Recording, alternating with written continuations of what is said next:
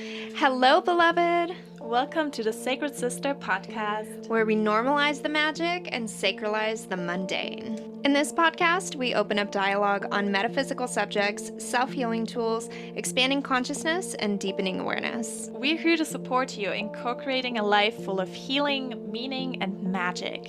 If you are brand new here, welcome and hello. We're so excited to have you here. If you want to know more about what's come before, Season 1 was great for building foundations on spiritual practices. Season 2, we focused on relationships, and now we're in Season 3. The season of the Empress, where we open deep dialogue with conscious entrepreneurs who are spearheading their sacred mission. We have an amazing lineup this season, so make sure that you subscribe if you haven't already. Now a bit about us. I'm your host, Britt, a self-study entrepreneur, personal transformation coach, and content creator.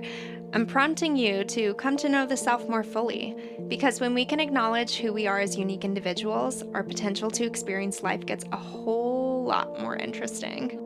And I'm your host, Hanna, a life beyond the veil coach, priestess, and astrologist.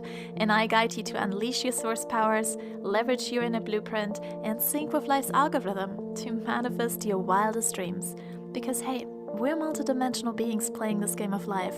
Let's make it fun and magical. We are so grateful that you're here, and together, We're here to serve as your Sacred Sister. Let's dive in. Hello, sacred beings, and welcome to another episode of Sacred Sister Podcast. What is your relationship like with your reproductive system, your pussy, your womb, your yoni? What sort of history do you have together? What have you experienced within this facet of your human experience? How comfortable are you with this part of yourself in terms of pleasure, release, orgasm, play, prayer, and practice? If you were to see a diagram of the female reproductive system, how much of it would you be able to name? And why does it even matter? Did you know that, I just found this out recently, it's wild. Feminine hygiene product manufacturer Summer's Eve conducted a listening tour with a diverse group of women around the nation and discovered that 70% of us can identify the major parts of the vagina. I feel like that statement in itself is fascinating because the vagina only refers to the vaginal canal, which is the space just outside of the cervix that allows for sexual intercourse and for birth. It's also the channel from which our menstrual cycle flows. By the way, menstrual origin is menses, which means month, and the origin of menses is a Greek root from men, men, which translates to moon. So as people are gaining more and more awareness over this, that might be why a lot of you are starting to hear terms like moon cycle and moon blood being swapped for much less euphonious words like period or rag. So why does any of this matter? Does sex and pleasure exist in the same conversation? There is an uprising rippling through the collective that to me feels like a hot white lightning bolt around sex and sexuality. Powerful leaders in their communities are opening new conversation about liberating sexuality and bringing greater pleasure to their sexual experiences and human experiences as a whole. Most of us are having sex, so why aren't we talking about it more? Well, today, Hanna and I are incredibly pleased to bring you this episode where we open deep dialogue on normalizing the JUICE and experiencing pleasure as practice that helps you return home to the deepest parts of you with Rosie Rees. Rosie is a leading sex and relationship coach, founder of the crystal sex toy company Yoni Pleasure Palace, and creator of the well-known 3-hour women's nude yoga workshop, Naked Awakening. After ditching her vibrator in 2013, Rosie decided to create an online shop dedicated to slowing down self-pleasure and prioritizing pelvic floor wellness. What started with a simple jade egg practice transformed into designing bespoke pleasure wands and de-armoring tools for women with differing pelvic needs and pleasure desires. As a modern-day nudist, Rosie also believes that spending more time naked on the yoga mat creates a healthier body image and improves our beliefs and perceptions about our body. What a beautiful sentiment to really approach life from this space that witnesses these sort of veils that us as humans have kind of fallen under the spell of. These really, really deeply placed fear and shame wounds from experiences in our past. When we're able to gain awareness over what our individual story looks like and exactly what experiences incurred those fear and shame stories inside of us and the ways that they've been affecting us since then, we're really able to come in as like this divine farmer in our lives and witness all of the weeds that are growing inside of our garden. And rather than picking up the weeds and dispelling them like they're garbage or trash, this is where like the feminine wisdom comes in, and we're able to utilize those weeds. And we don't refer to them as weeds. We refer to them as medicine. We refer to them and acknowledge the roots and the leaves and all the parts of the plant. And we see the value inside of it. We don't just cast it away like it's bad. Did you know that? So many weeds are actually like what is utilized in herbalism and medicine, natural medicine. Everything is provided for us here. Okay. We're so excited to sit down and share this episode with you. It was one of our high wishes and hopes that we would be able to feature Rosie on this season 3, featuring the Empress, featuring female entrepreneurs that are spearheading their sacred missions. I myself have been utilizing Rosie's pleasure wands and Yoni eggs for over a year now, and I'm actually an affiliate for Yoni Pleasure Palace. So for anyone that is curious to try Yoni Pleasure Palace products, if something is speaking to you that we speak on here, I invite you to use my affiliate link, which I'm going to leave in the description of this episode. And I also have the link available on my Instagram page, which is at Britlyn Rising, BRITTLYNN Rising. With that, you're not going to get a little coupon code or a discount, but you are going to be supporting me for sharing this affiliate code with you, and it costs you nothing. Little tiny ways that we can support our sisters like that is the way that we are forging a new path forward. I'm a very active member in the Yoni Pleasure Palace Facebook group, and just before we sat down with Rosie Rees, I reached out to the Facebook group and I said, hey, we're sitting down with the queen herself, y'all. What do you want to know? And I got a lot of really juicy, amazing questions. Be sure to tune in till the end of the episode to hear which one I picked and what Rosie's response was. It's really, really good, by the way, side note. As always, if you're finding something especially insightful, a question, epiphany, insight, curiosity, reframe of perspective, we love knowing about stuff like that whenever it's occurring in our audiences, and we invite you to please share them with us. Leaving a rating or review for Sacred Sister Podcast is one of the greatest ways that you can show support to this little project that we have going on. It really increases the searchability so that more and more sacred beings just like yourself can stumble upon Sacred Sister Podcast when the time is right for them. Anyway, enjoy the episode, and before we start the interview, we're going to hop over to Hanna's segment where she'll give us a mini inner blueprint. Oh my god, that's so hard to say. Inner blueprint reading on Miss Rosie Rees. Enjoy!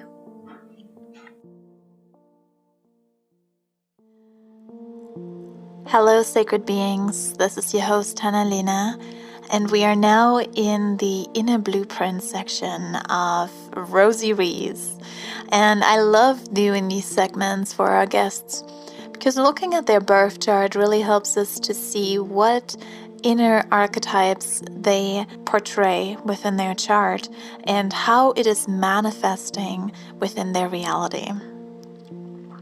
And so I invite you throughout the interview to think back on this inner blueprint reading that you're receiving right now and just kind of feel, maybe you may recognize, oh, that's her moon, or that's her sun that's speaking when she talks about her experience or her business. And then you may not only recognize those archetypes within her, but maybe also within yourself or within your circle of friends. And that's when it's really starting for us to normalize astrology and realize that we all have a unique inner blueprint that is guiding us throughout our lives. And it's kind of like that instruction guide of what we're meant to do in this lifetime. So let's dive into Rosie Rees' inner blueprint. Rosie's sun is in Leo, in the 8th house, and I absolutely love this placement for her. The Leo is a fixed fire sign. It's the star, the creative, and the queen. It's royalty. Leo is not afraid to stand in the spotlight. And in the 8th house, Rosie is meant to shine her light in all things related to the 8th house. And now guess what? Guess what those topics are of the 8th house? Sexuality, intimacy, nakedness, anything that is seen as taboo and is not often talked about, like self-pleasure, for example. So calling herself the Yoni queen is literally the best thing that Rosie could have done with her lifetime. With her sun and Leo in the 8th house, that is such a beautiful depiction of her being the queen in the house of sexuality.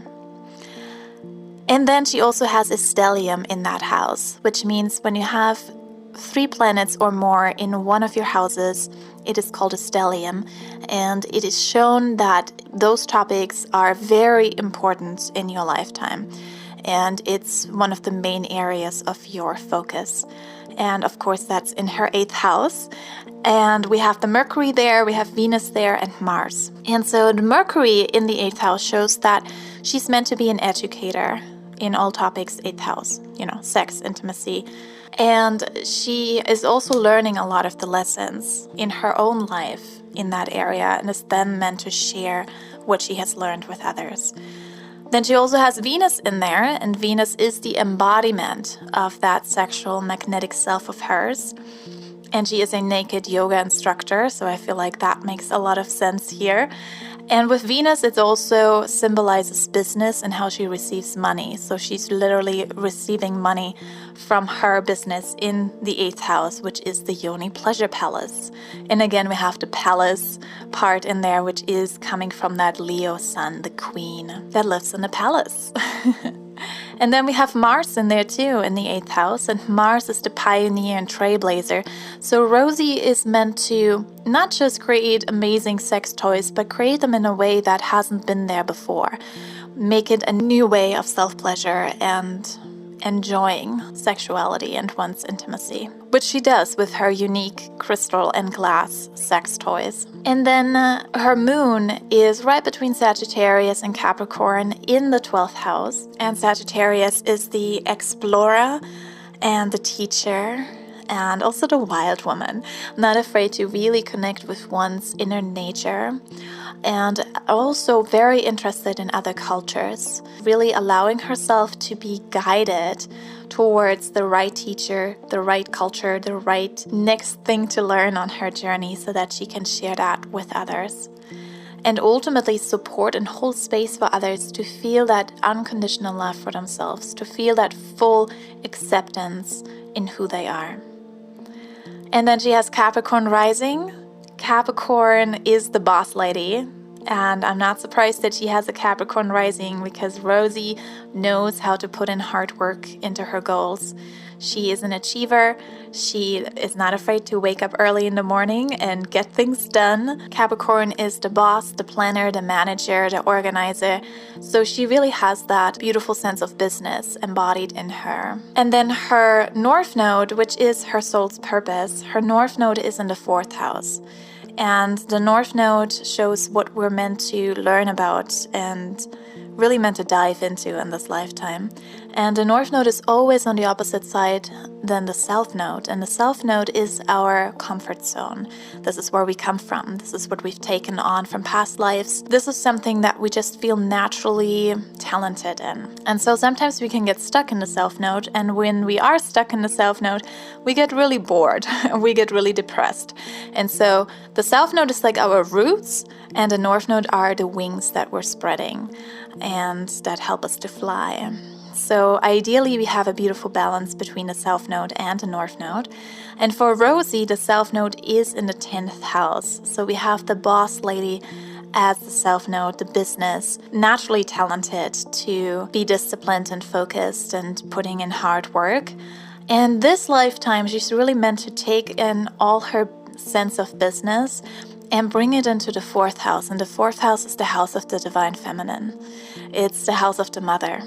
It's the house of really taking care of oneself, allowing oneself to be nurtured, taking time, allowing oneself to be supported, holding space for one's own vulnerability. Her North Node is in Aries, so again, she's meant to be a pioneer in regards to how she is holding space for others, to let those feminine, divine juices flow through them. So Rosie Rees is the Yoni queen who works to achieve unconditional love and acceptance for all of us, hold space for others to dive into the deepest wisdom within themselves and allowing their divine feminine juices to flow through them.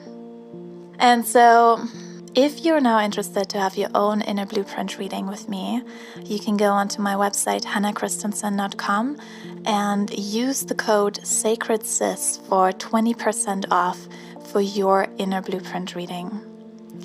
And now let's dive into a beautiful and juicy Yoni meditation with Rosie Rees, and then we go into the interview. So sit back, relax, and enjoy. Oh, sacred sister, a kindred flame, may we light one another. From the ashes rise, oh, we rise, oh, again.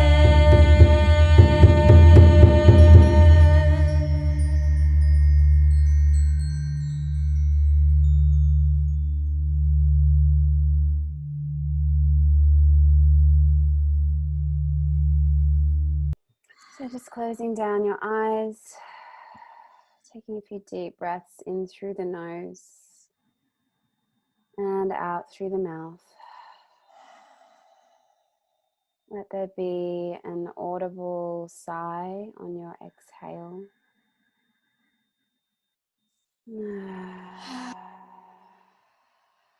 Letting the shoulders relax away from the ears. And dropping your center of gravity down from the mind. And just watch it drift down through the throat, the chest, the belly, and dropping it all the way down to the yoni, your sacred space. And breathe from this space, this root in your body. Breathing into the yoni and out through the mouth, softening.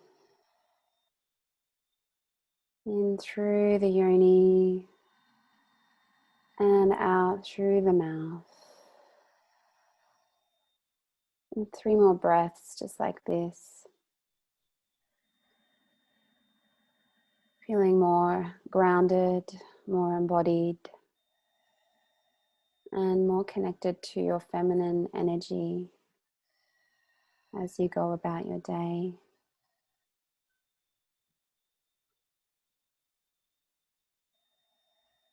And one last breath in through the nose and out through the mouth. And gently rising back up. And smiling through your eyes, through your yoni, through your body, feeling that beautiful warmth.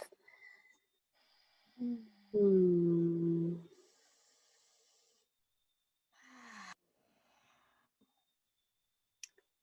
I hope you're feeling nice and juicy. Absolutely. Thank you so much. Oh my gosh, a great big warm welcome to you, Rosie King. Welcome to Sacred Sister Podcast. Thank you for having me. Yes, thank you so much. And welcome to everyone who's tuning in today from whatever corner you're tuning in from. Thank you so much for coming and sitting with us and what's I'm sure to be a very, very juicy conversation today. We're so excited. I've been using Yoni Pleasure Palace products for just over a year. Now in October, it's 1 year. And wow, what a beautiful opportunity to work with crystals in a different way. And just once again, see how much really deep intention is able to translate into like a really personally transformative experience. Absolutely. I mean, I've collected crystals my whole life. And so when I went to this jade egg workshop 7 years ago in Bali, it felt incredibly natural to put a crystal egg inside of me. Like, it was a bit like woo-woo for me at the time, but once I used the jade egg, I actually never really wanted to put anything synthetic inside my body or like anything kind of rubber or silicone or vibrating. And that's kind of how it started. I just felt so drawn to using crystals in a sexual way. And the more research I did, it's like, this is actually what we've been doing for centuries, for thousands of years. Like the oldest dildo, I think, is like 30,000 years old from Germany. So, you know, we've been using siltstone, we've been using crystal, wood, like so many different materials. And I think it's beautiful to masturbate or self-pleasure with something with so much earth energy and so much intention. Mm-hmm. And you call yourself the Yoni Queen of the Yoni Pleasure Palace. I love it so much. And so for those of our listeners who are not so familiar with the word yoni, how would you describe that? So yoni is the Indian Sanskrit word for vagina, vulva, uterus, and ovaries. It means sacred space or sacred garden, which I just love. I just think it's such a reverent word to refer to this part of our body, our genitalia. And I like that it encompasses all of it rather than, you know, the vagina, for example, just means the vaginal canal anatomically. And it actually means in Latin, sheath for a sword. So for me, that feels a little harsh. Yeah. And I still use the word vagina when I refer to the vaginal canal. But in terms of referring to our whole anatomy as the vagina, just doesn't feel right for me. And, I have adopted the word yoni from India. So obviously there's that cultural appropriation side of things. But it's just, I'm using it in such a reverent way, and it's just a word that resonates so deeply for me. Mm-hmm. Yeah. And Go ahead, Hannah. I just wanted to mention, like, for myself too, when I started to call her Yoni instead of vagina or pussy, or, there's so many different words for her. When I started to call her Yoni, it's like there's a different sense to it. There's, just like you were saying, it's like more sacred. And I really see her as that sacred temple. Whereas with pussy, it's, I don't know, we talked about this before, Britt, and it's like, why are we calling our sacred temple something that is also an insult, you know, at the same time for some people. And it just makes such a big difference. Just by shifting those little words that we're saying, it makes such a big difference of how we relate to that inner temple of ours. Absolutely. And I sometimes use the word pussy, very rarely. I think, you know, the book Pussy has really helped reframe what pussy means. Like, it's crazy that we call someone a pussy meaning they're weak, but really it's like the vagina, the vulva, the yoni is the strongest part of our body. Like, it literally dilates, it opens, it births, like it does, so it menstruates, like it orgasms. Think of all the things that the pussy does. How on earth can we call someone a pussy and mean that's weak? It's just crazy. And then say that someone should grow some balls and meaning that that's strong, you know? Let's turn it around. Like, balls are so sensitive. If you kick a man in the balls, he's down. Like, they're weak. Totally. Oh my gosh. For anyone that's not familiar with Yoni Pleasure Palace too, I would love if you can give us a brief explanation on how you've come to create this booming brand. And we know that you're a nude or a naked yoga instructor as well, a sex educator, and with the Yoni One production as well. What's your story? I mean, I was working in a corporate job, climbing the corporate ladder, doing my thing, and I had, I guess you could call it an awakening. I was in quite a toxic relationship, and leaving that relationship actually just catapulted me into the world of spirituality, into yoga, into finding myself, into my, you know, it's kind of like you start with yoga and you think that's kind of a bit crazy. And then it just like takes you down this path of awakening, and that might be spiritual awakening, sexual awakening, naked awakening, and it all, for me, it kind of all happened within a couple of years in 2012, 2013. And like I said, I went to this workshop in Bali, had an experience with a jade egg, and literally was never the same again after that. When I came home, I like literally threw away all my vibrators. I just didn't want to pleasure myself with a vibrator anymore.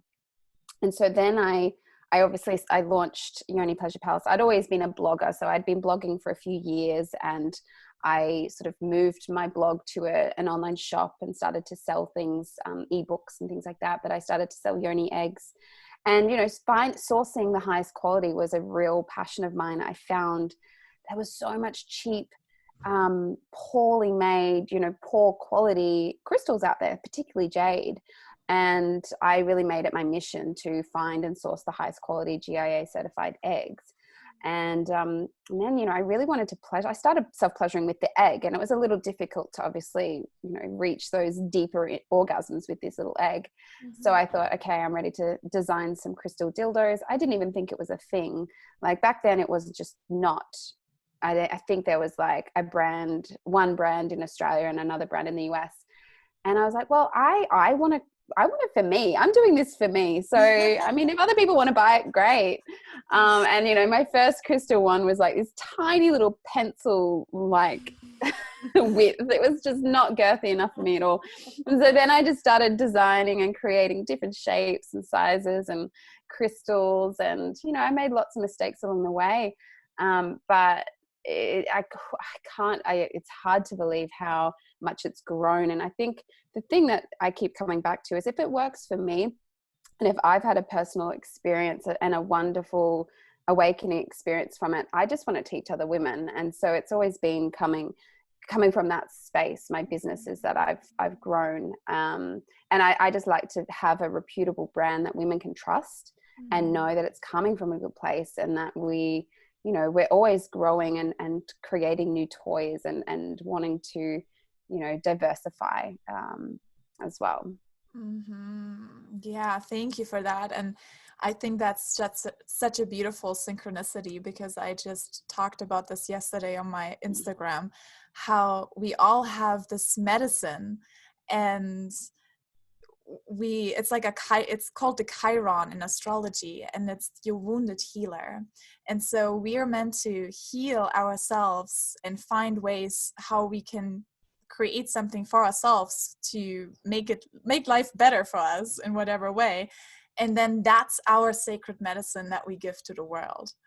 So I love that you just mentioned that, because that's how we can turn like our wound of like something that didn't resonate with us, that didn't feel good, where we felt like I want something different.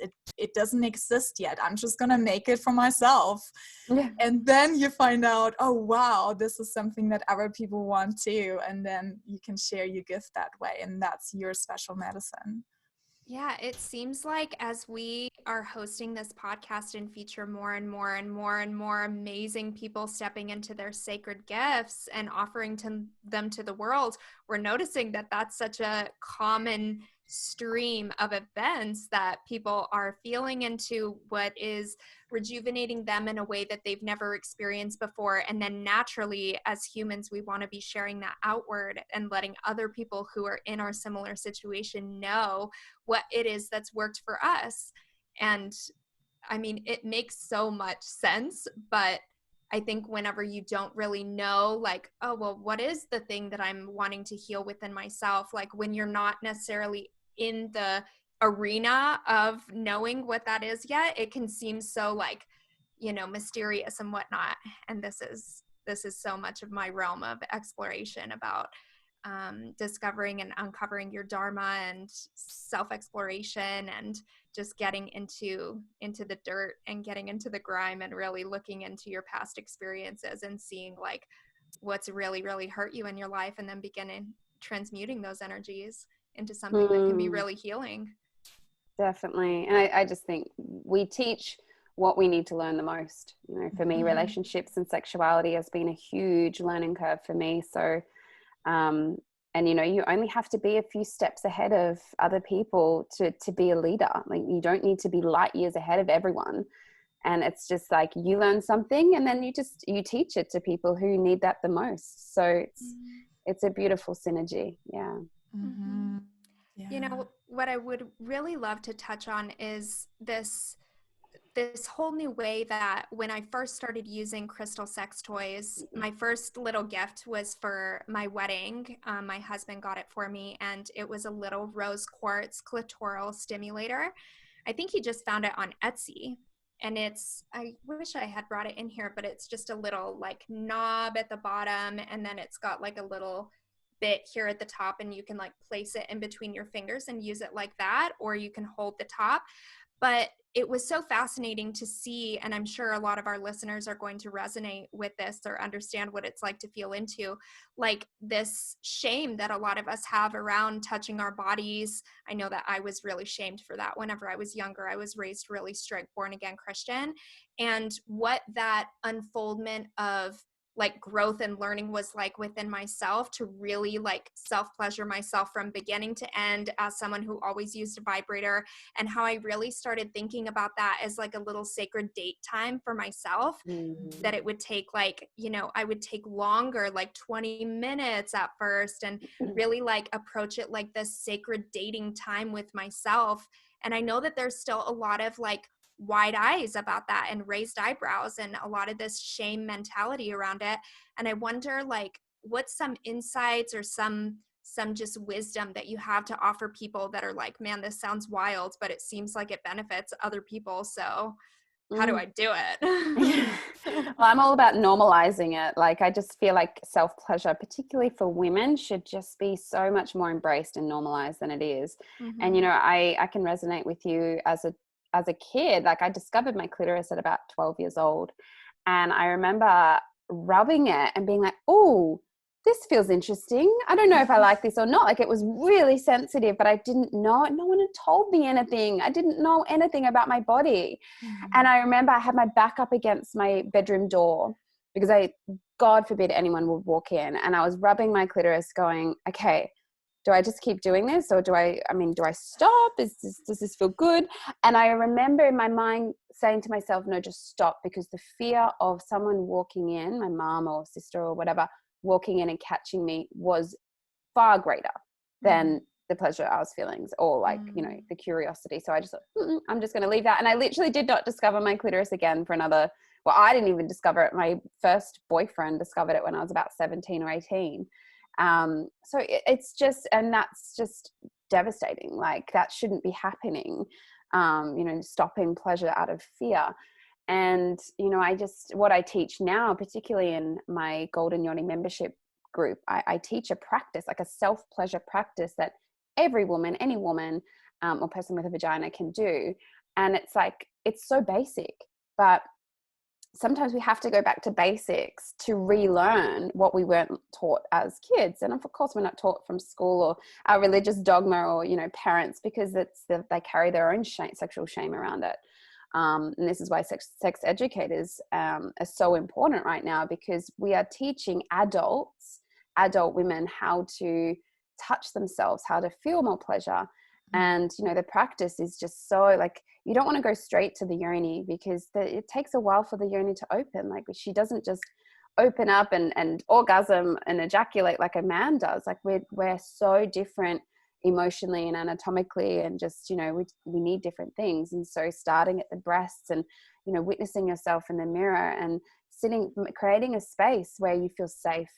But a lot of women will use a clitoral vibrator, not shaming them, because I did this for years. And, vibrators feel amazing and they get the job done. And sometimes it's nice to have a release. So it's great to have them, particularly if you've never orgasmed before. I actually recommend vibrators for people who've never had a clitoral orgasm. But unfortunately, they can really kind of come in and prevent you from actually touching your body. Like, you're just touching the vibrator, which is touching your vulva, and that's creating a barrier. And even sometimes you need them when you're having sex with your partner, and you need to bring them in to reach that orgasm. And I think they can actually in the long run, do a little bit more harm than good, and kind of come between you and your body, or you and your partner. And so I love teaching women, or like educating women, that actually it's possible to have a clitoral orgasm without a vibrator. And actually it's possible to have an internal orgasm without, you don't even need the sacred squirter, or you don't even need any rose quartz pleasure wand. You got your fingers. Like, just start with your hand, and start with slowing everything down. We're so goal focused and need to have that quick, short, sharp genital sneeze. But really, like, those deeper, full-bodied orgasms come from a space of slowing the fuck down and touching your body, and letting her know she's safe, and letting her know she's held and she can open when she's ready. We don't think about the times where you felt pressure to have an orgasm. Like, it disappears. It just goes away. And even if you think about times where you've rubbed or, had someone be too vigorous, it actually desensitizes you after a while. Like, the softer and the slower, the better, in a way. And that's such a beautiful description of the feminine way. And we grew up in the patriarchy. We grew up with the masculine being promoted, with the quick orgasms, just, watching porn and seeing how they want it fast and violently and whatnot. And nothing against that if people want to do that, but it does give us this education that this is how it should look like. And if I'm taking too long to orgasm, something is wrong with me. And that's what I really love about the more indirect way of not going right straight to the clitoris and be like, oh yeah, I'm just gonna hammer this down as if it was some button that I have to push a bunch of times in order to come, but more like, let me just go like from the heart, from the body, and just really connect, and then allow that energy to flow down. And we actually talked about this with Sophia Sundari, who is a tantric teacher, and she talked about it, how for women, or let's start with men. For men, actually, the sexual energy starts in the penis. Like, it starts right there, and then it moves up high, because masculine energy rises. And for women, feminine energy moves down. So we got to start from the heart. Yeah, just where you're saying, like, massaging the breast, having like heart-to-heart connection and feeling. And then that's when the energy flows down to the yoni, and it actually like opens the doors to our temple, and we don't have to like break through it and try to make it happen, but it's like it naturally flows. It like literally flows because all the juiciness is, you know, automatically coming because the yoni says, yes, I'm ready. Yep, access the heart and the yoni will open. And it's Mm-hmm. true, like if you've ever had your breasts massaged and sucked and, you know, touched it, like you get wet. It's just a natural thing that happens. Like even like women, breastfeeding women, you know, when their baby's sucking on their nipple, they can actually feel their uterus contracting. Like it's a biological response. The uterus is contracting to come back into the original size. Wow. So it's like there's this beautiful link between the heart or the nipples and the breast and the yoni. Mm-hmm. And we need more time spent here to open our beautiful, you know, yoni waters. Mm-hmm. And yes, speaking of yoni waters, we're going to come on to that. We have a whole section that we want to talk about. But first, I wanted to say also, just listening and receiving and witnessing and being a part of this conversation right now, I am extending such an invitation for anyone that has partners that is finding this conversation enlightening or insightful or inspiring or anything at all. Like the other day, my husband and I were in bed getting ready to go to bed, and he was asking, you know, what are you guys going to talk to Rosie about? And I was telling him some stuff, and he's like, well, why don't you put one of her other interviews on? I would love to hear some of the stuff that she talks about. And we started listening to one of your interviews, and you were talking a lot about the anatomy and just kind of these conversations that we're having right now about this other side. It's like being on the other side of the wall, that a lot of people haven't really engaged in conversation like this.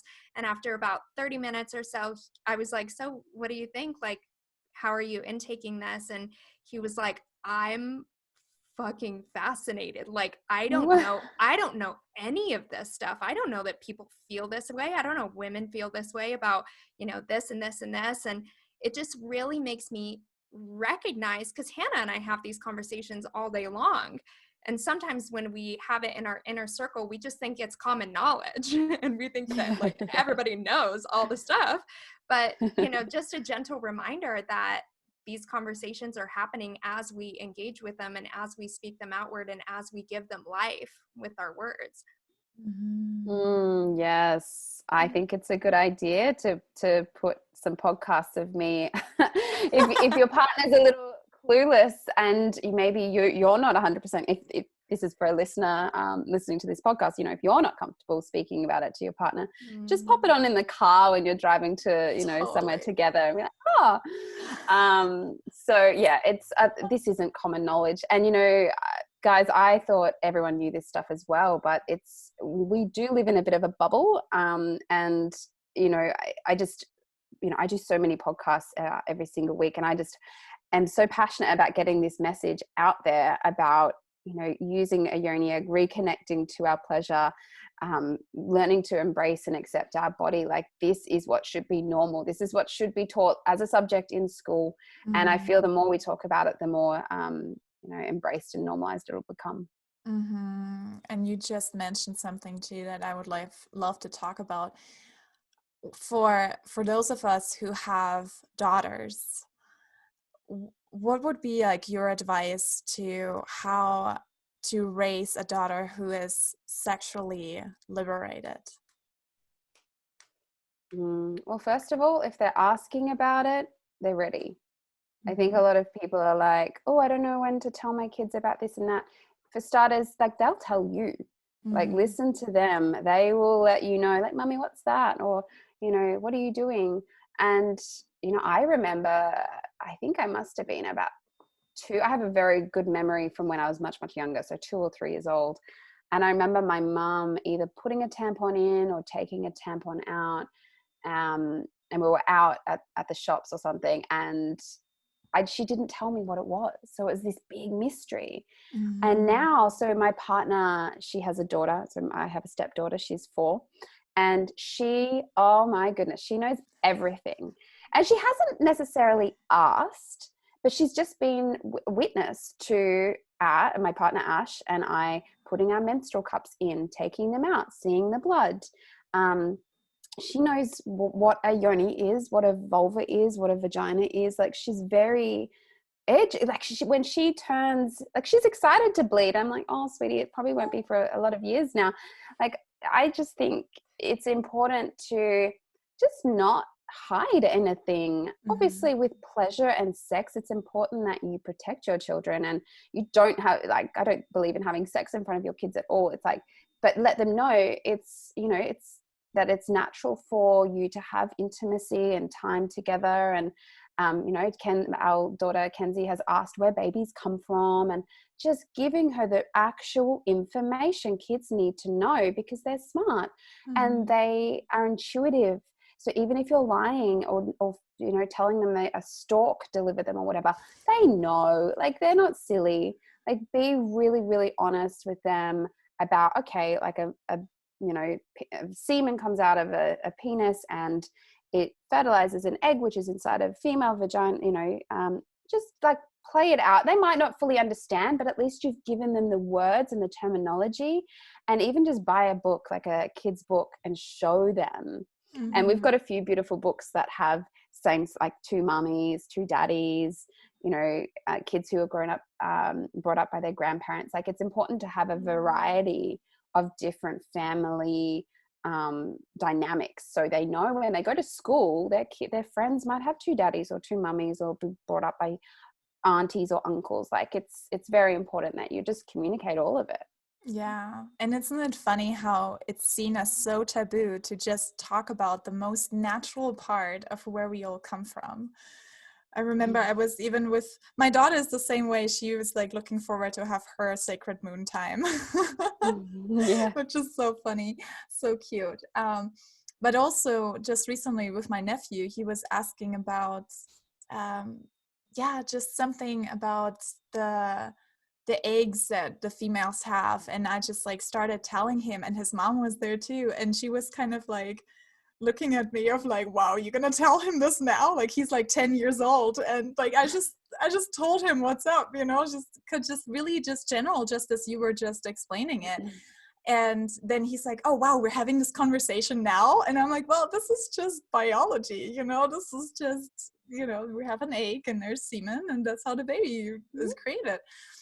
And yeah, and it's just, I found it so liberating when we just normalize these conversations, and therefore our kids are not seeing it as a taboo and not seeing it as something that is, oh, I can't talk about it, because that's actually creates a lot of the shame and the guilt that we have. And especially for women, that creates that we don't talk about when we experience sex, when we are trying to, you know, masturbate or whatever, and it becomes that secret that we have.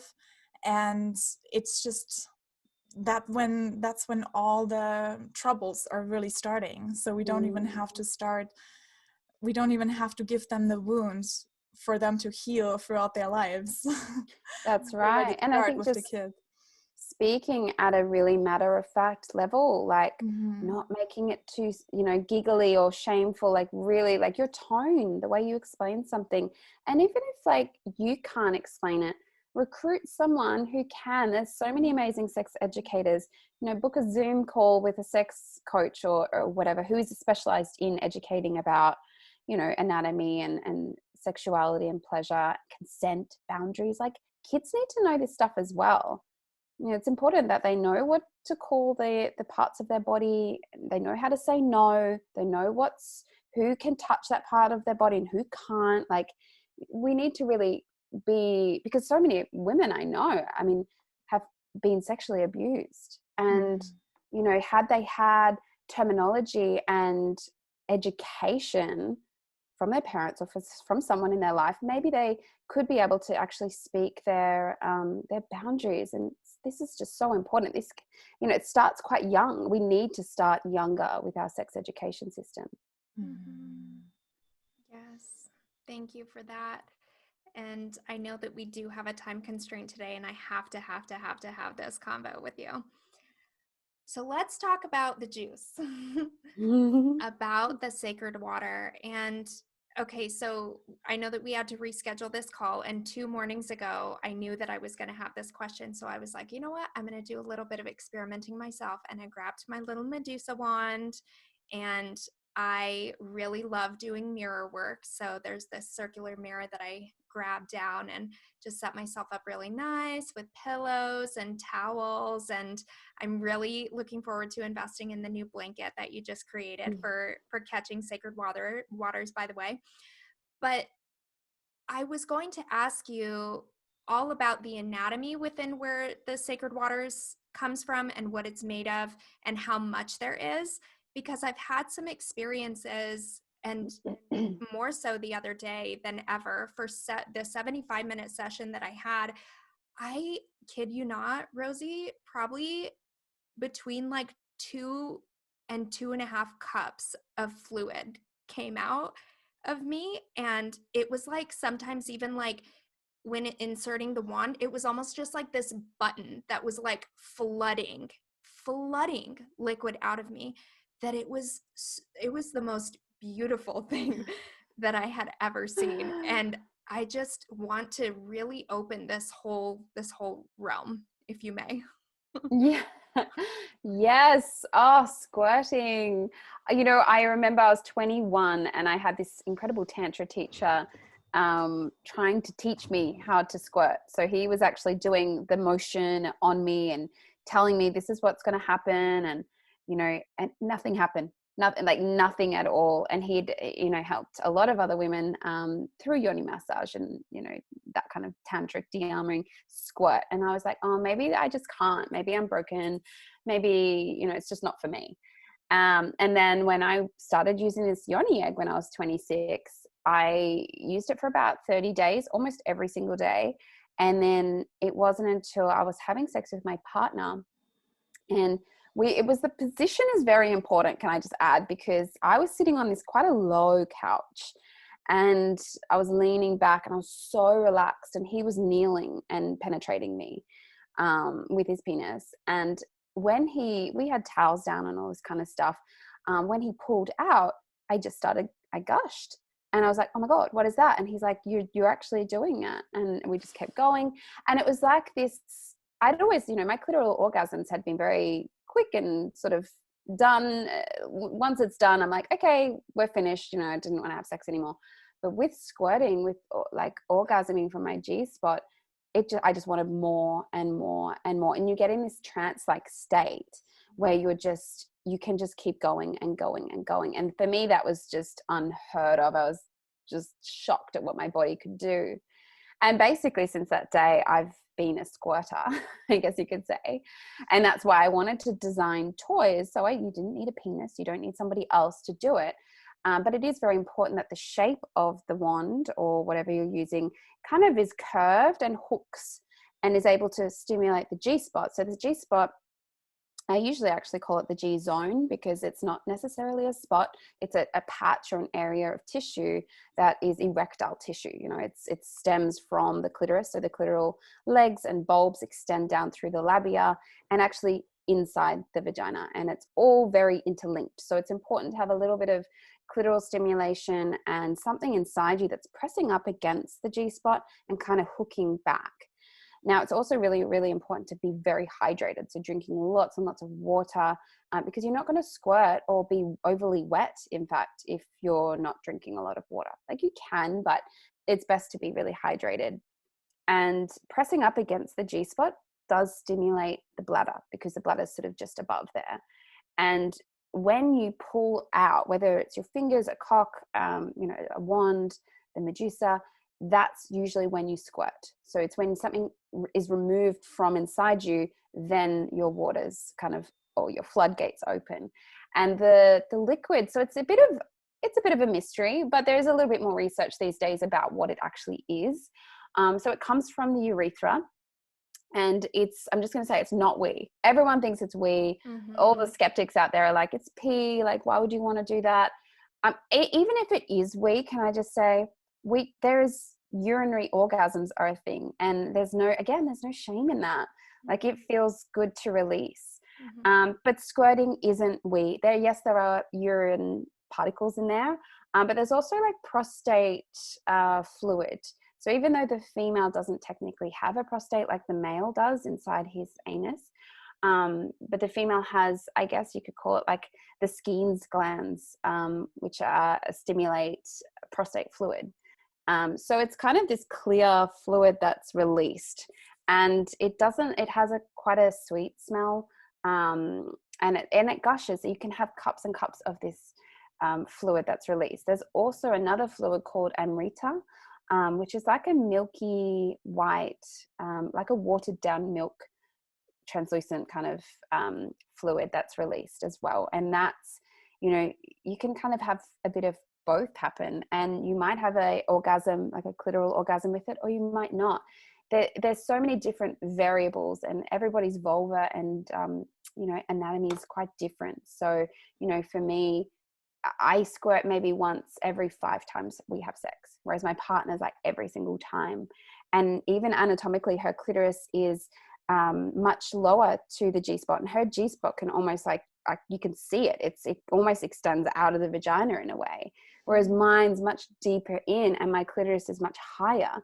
So even this sort of location of everything affects how you do it. So, but I still believe every woman can squirt and can gush and ejaculate across the room.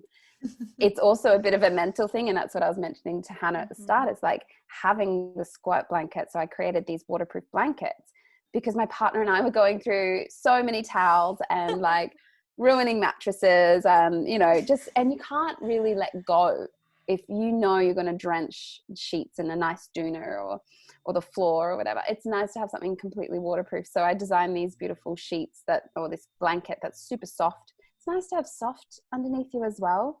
And it captures, like, I would say, liters of liquid. So you can really, like, it's a mind thing. I always say your brain is the biggest sex organ. If your brain can let go and know, okay, if I release, I'll be okay. It's like we've been conditioned to not wet the bed, don't wet the bed, don't wet the bed as little girls or boys. And it's like, actually, when we set ourselves free to wet the bed if we want to, it can be a very euphoric, full-bodied experience.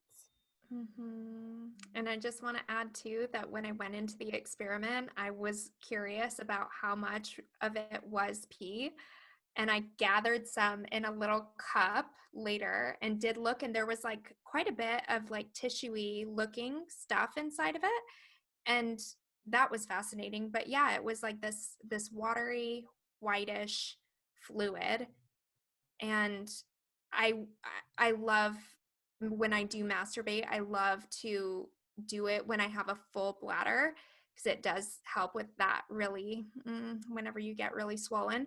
But I still had a super full bladder whenever I was done later too. So I was like, I did the experiment. And even if it is a little bit of pee, then whatever, it's a little bit of pee. Who cares? I know. Yeah. I know it's not all pee. Like, it's just not, because it has a different smell to it too. And you can almost kind of tell when you're releasing a lot of that. And then you go to the bathroom right afterwards, there's almost this like exchange that it feels like happens inside, where it's like the ejaculation or cum or whatever has to like pull itself back so that like the urine can get into. That's so true. I've never had it explained like that, but that is so true. It's like it shifts around. Something's going on in there. And my husband, even if you go ahead. If you empty the bladder before, you still squirt a lot. So that's a good way to prove it as well. It's like empty your bladder before you self-pleasure and just see if it happens. I'm like you. I like to have my bladder like half full, half empty. And it's like, you've really got to relax your belly as well. Like, you can't give a shit how you look. If you want to squirt, you cannot be sucking your belly in. You can't be worrying like, oh, does this look good? Does this look good? Do I sound okay? No, like, you have to be so in the moment and so in your body and breathing deep and expanding your belly, because if you're not, it'll disappear. And it's just so beautiful to just talk about all this self-pleasure and just normalizing it, because everybody everybody loves doing it. Not everybody, but it should be everybody.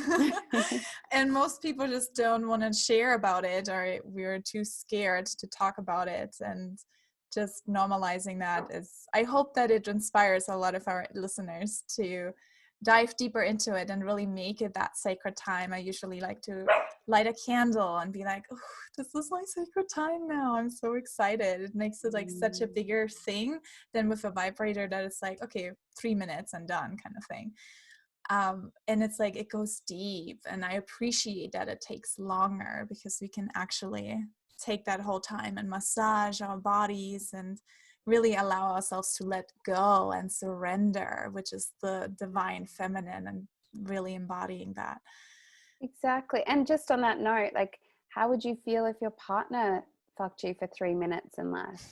Exactly. Like, would we go back for more? Or a one night stand, or a lover? Like, if they just, got the job done 3 to 5 minutes, we probably would feel a little used, or a little like, oh, is that it?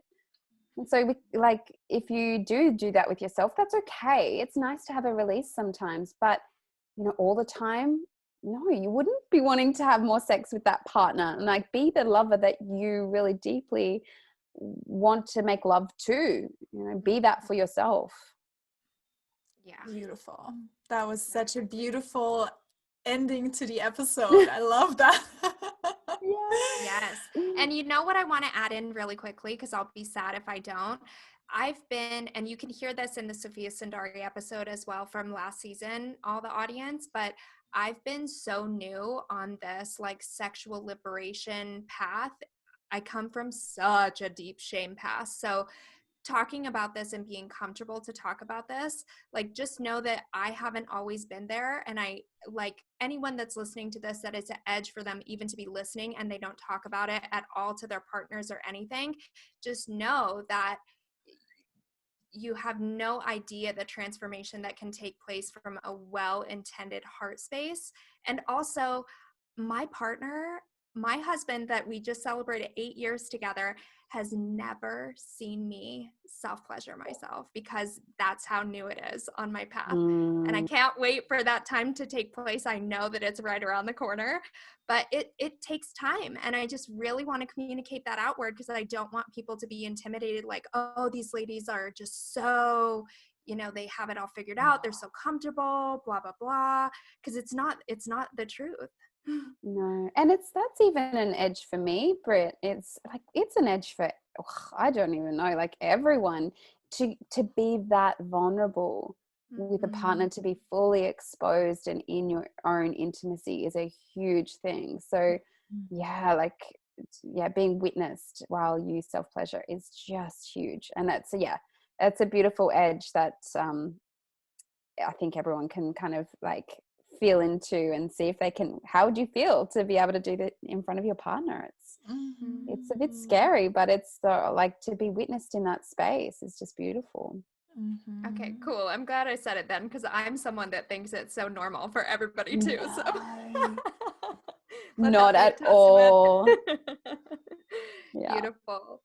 So we have these sacred questions that we always ask our guests, and these can be shorter format questions.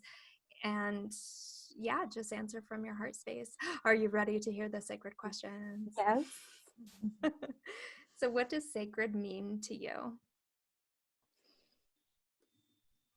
Sacred means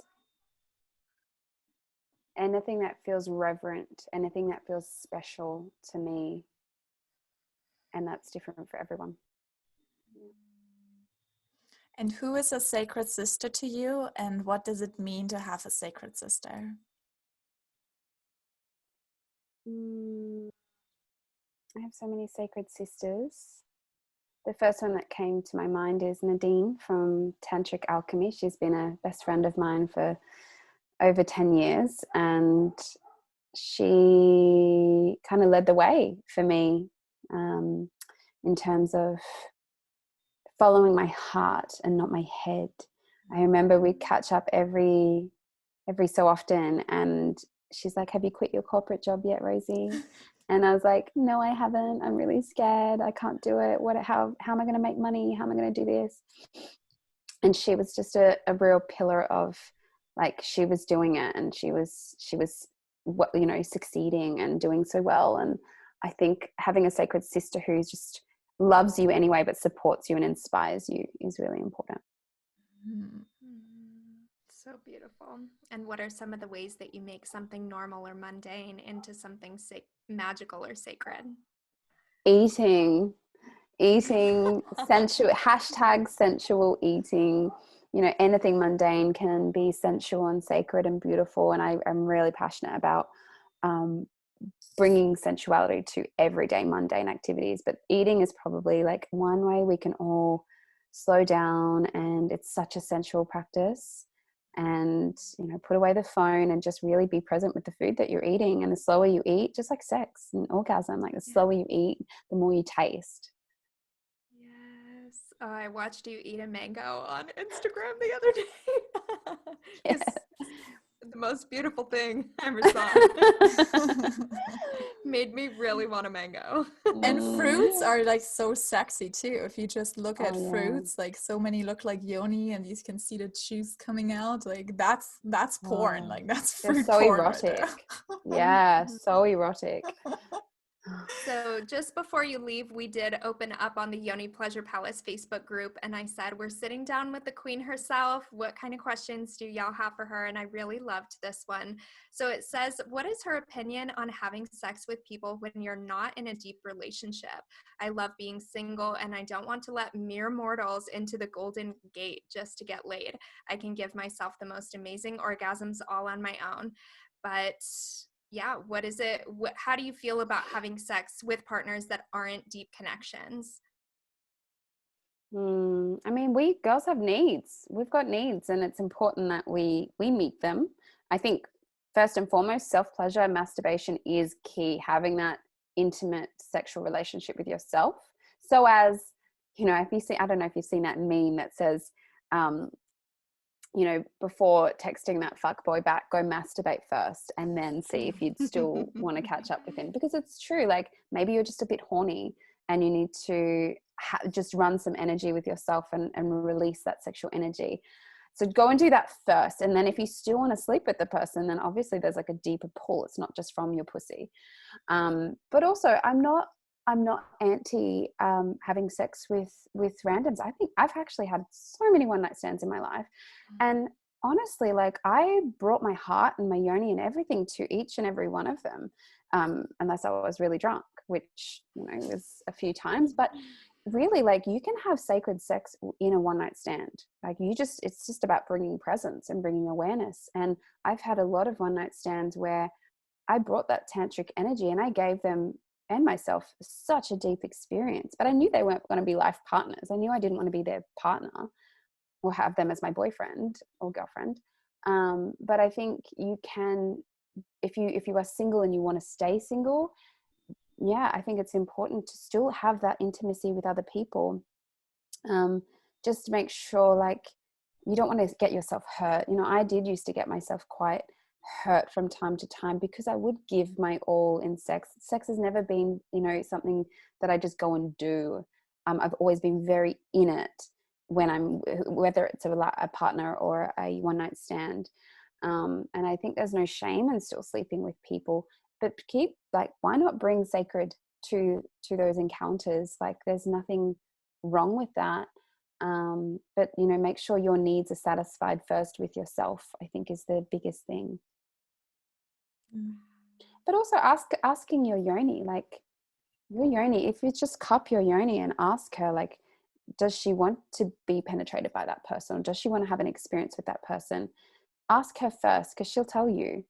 You know, if you get a yes, then obviously follow that. But if you get a no, then you've got to really trust that as well. Like, make sure you're getting that consent from your yoni. She'll be able to guide you with that. Such powerful, wise words.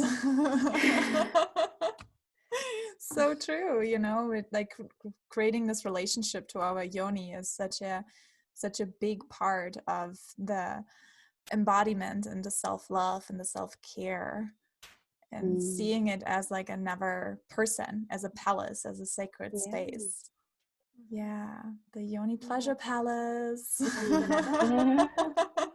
Yes, thank you so much for sitting with us today, Rosie. We know that your day is just getting started, and we know that it's a busy one. Yes, always running this empire has just grown, especially over COVID.